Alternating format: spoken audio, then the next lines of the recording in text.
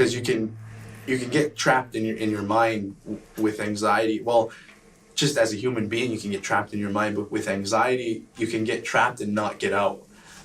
And what I mean by that is sometimes you start thinking of a situation that has happened in the past, or you create a situation in your head that hasn't happened or will not happen, and it brings your heart rate up, and you see one scenario and then it just keeps going. It's a snowball effect, and you start thinking of the worst possible outcome for that situation, and it's usually something that's like very close to you or very important to you. And from there, it begins to snowball and become this giant snowball, and you get trapped in like your mind becomes a maze. So wherever you go, there's like another situation that's worse than the next, and this entire time that this is happening in your head, you're really just sitting in class, trying to focus on what your prof is saying, or what a classmate is saying, and you don't hear a single thing, despite you can hear everything, but you're not listening. Everything you're trapped in that maze that's your mind, and I think that was one of the hardest things.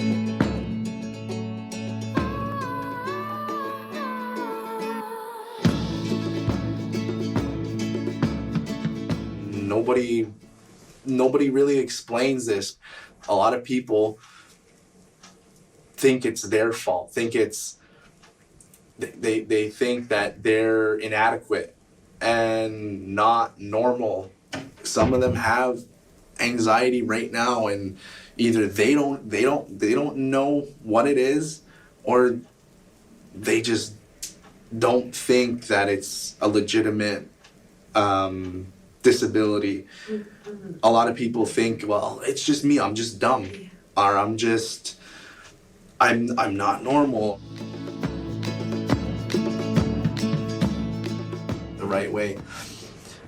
So I had some really, really good friends and roommates that sat me down and said, look, this is something that needs to be addressed, because there is something going on, and maybe it would be good to just, it was like a suggestion, maybe it would be good to go see a doctor. And at first I brushed it off, but then when they said it like the second time, it sort of started to click. Like, maybe they aren't just saying that out of spite. Like, maybe it's a real suggestion. And it was a hard pill to swallow, because not everyone wants to admit there's something wrong. Actually nobody wants to admit that. It's not the nicest feeling. Like, hey, I don't feel right. Hey, there's something wrong with me. For me personally, it took me a little while. There was a lot of denial at first, throughout the process, because it becomes easier once you accept it. Because once you accept it, then you can start saying, all right, well, I need help.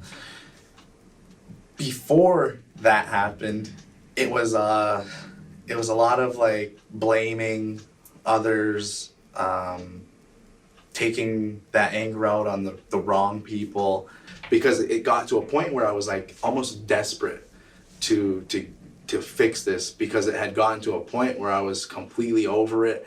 It was ruining relationships and ruining stuff with I felt it was ruining stuff with my family.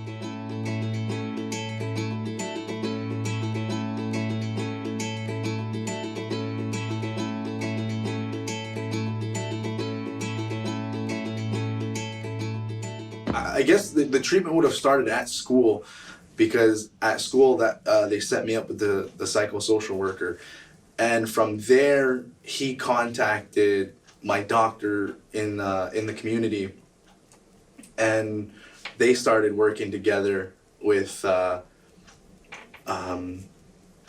psychosocial worker would take everything that I would explain in these meetings, and the doctor would take everything that he figured out through what I was doing with him, and they kind of bounce it off of each other. And they asked me beforehand if that was going to be fine. I said, yeah, anything that'll help. From there, we set up meetings with the community service in town, or in Khanawake, I mean. And from there, I would have weekly meetings. They were an hour long, and I'd go in, sit down with the worker, and from there, he asked, "What is it that you want to figure out? Do you want tips, techniques, like that type of treatment, or do you want to come in and just talk?" He just left it open as, do you want to just come in and talk and get stuff off your mind, then leave. We can do that, or we can do like real like techniques. I can show you websites, I can give you readings, so I said I wanted a little bit of everything. I want to come in, I want to be able to on some days just talk about whatever, and some days come in for tips, techniques, and readings and different things like that.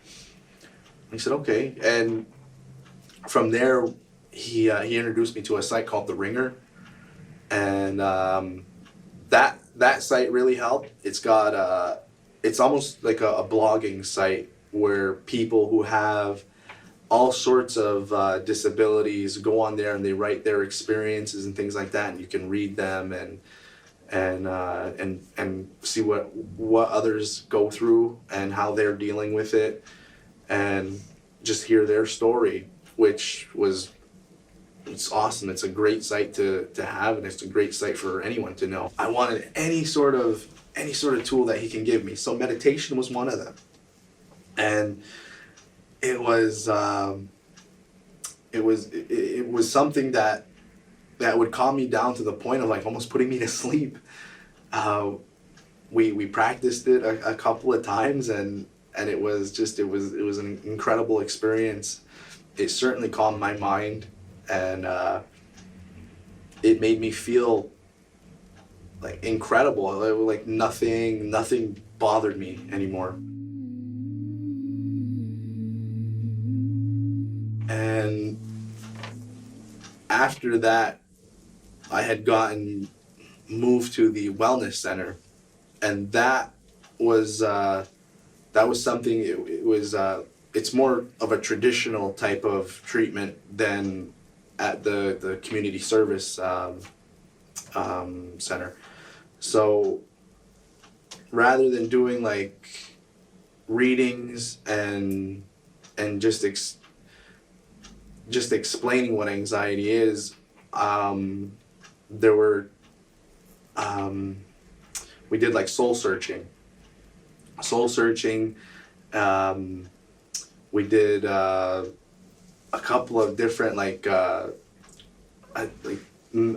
couple of different like meditation types of techniques, and then he reminded me about always trying to remain present, always trying to find something, even if it's just like an object that'll make you feel like you're in the moment, that you're here and you're safe and you're not in your head, you're not, or wherever your mind is at, like that's not where you are, you're here.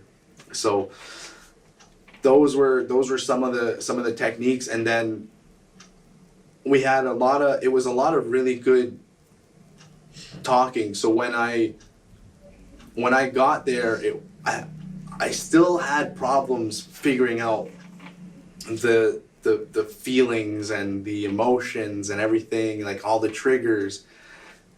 And when I started going to the wellness center, that those talks and stuff like that, I felt like it really opened me up to the feelings of anxiety and really understanding it. And I think that started to become like the turning point once I got to the wellness center and doing a lot of more spiritual and emotional types of practices and techniques like the soul searching. So I think the soul searching might have been where I really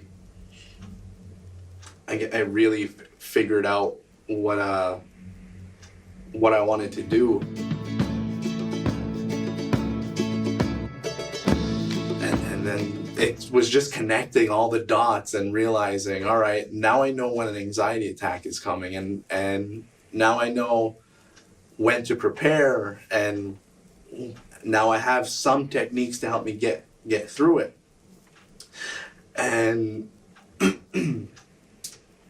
and then from there, it was just, doing some work on my own though too, because my anxiety doesn't just stop like once you leave that room after you've seen the therapist. It's a everyday thing. It's a fight every day. I really didn't want anyone to like genuinely didn't want anyone to feel what I felt at those times, because I felt at my lowest, and I wouldn't wish those feelings on my worst enemy. Fortunately, I don't have an enemy, so that's good. But I wouldn't wish that on anyone, because it brought me to my lowest point. It brought me to a point where I didn't want to be here anymore. It's not a nice thing to feel. So I really wanted to help anyone who had anxiety, but you have to be in the right mindset.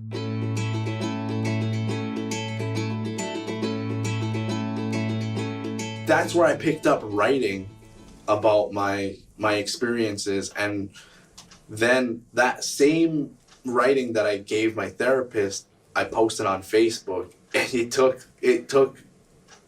a little bit for me to post it because I was nervous, but I really had to think about it as I really want to help people, and if anyone can learn something from that, it's perfect. So I put it out there, took a deep breath, hit send, and the response I got from the community was amazing.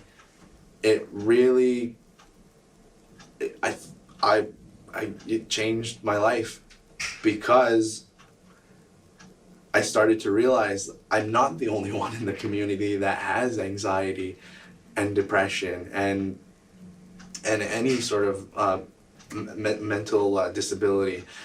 And it also showed me that we have so much support in the community from so many community members who are just looking out for their own people.